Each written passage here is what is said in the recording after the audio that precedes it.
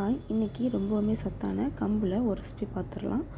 ஒரு சட்டி அடுப்பில் வச்சுட்டு 1/2 கிளாஸ் அளவில் கம்பு எடுத்துகிட்டு சட்டியில் போட்டு வறுத்து எடுத்துக்கலாம். இதுக்கு தேவையான ஒரு வாழைப்பழம், 2 ஏலக்காய், கொஞ்சமாக நாட்டு சக்கரை எடுத்து தனியாக பவுட்ரு பண்ணி எடுத்துக்கலாம். தண்ணி ஊற்றி அரைச்சிக்கலாம். அப்புறமேட்டு வறுத்து வச்ச கம்பையும் தனியாக பவுட்ரு பண்ணி எடுத்துக்கிடலாம். இப்போ ரெண்டாவது ஒன்றா மிக்ஸ் பண்ணிடலாம்.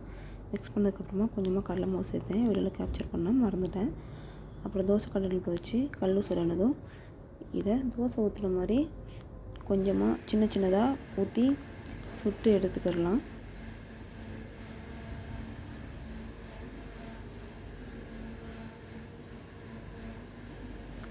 கம்பில் நிறைய சத்துக்கள் இருக்குது.